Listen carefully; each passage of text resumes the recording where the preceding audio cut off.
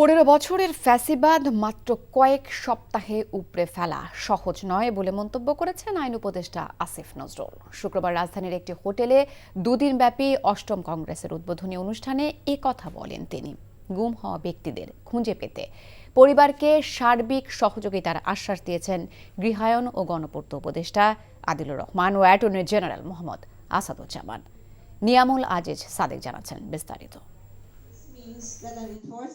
দেশের প্রতিটি স্তরে ফ্যাসিবাদের শিকড় বিস্তার লাভ করেছে।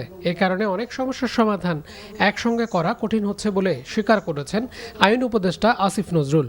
Strength of the vested group under the leadership of the fascist prime minister, former prime minister Sheikh Hasina. Fascist Sheikh হাসিনার নেতৃত্বে তারা শক্তি বিস্তার করেছিল। তিনি গত 15 বছরের সব অপরাধের নেত্রী ছিলেন।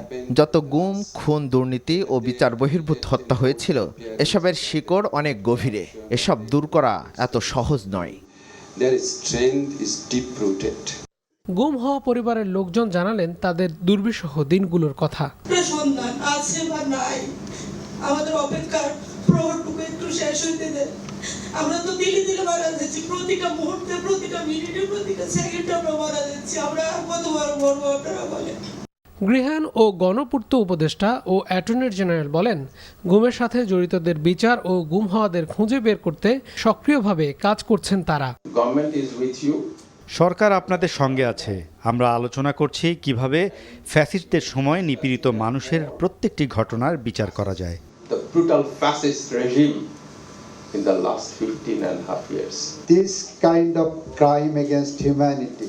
এ ধরনের মানবতা বিরোধী অপরাধ দমনে আমরা সবচেয়ে বেশি গুরুত্ব দিয়ে দেখছি, যেন ভবিষ্যতে এ ধরনের অপরাধ আর কেউ করতে সাহস না করে। আমার অফিস এবং আমি নিজে এ বিষয়ে খুবই গুরুত্ব দিচ্ছি। I will do whatever is required to be done in accordance with law. আগামীতে এমন গুমের ঘটনা যেন না ঘটে সেদিকে গুরুত্ব দিয়ে অধ্যাদেশ প্রণয়ন করা হচ্ছে বলে জানিয়েছেন বক্তারা। Niamul Aziz Sadek, NTV news, Dhaka.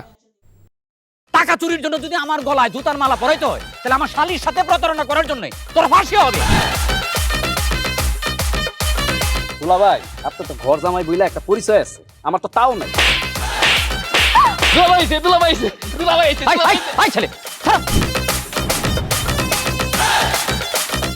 রাজনৈতিক ফ্যামিলির মেয়ে হয়ে ওই কাজ করবে। যারে পাবো আরে পিটাবো, রক্তের নেশায় ধরতে, রক্তের নেশায়, কাঁচা রক্তের নেশায় ধরতে।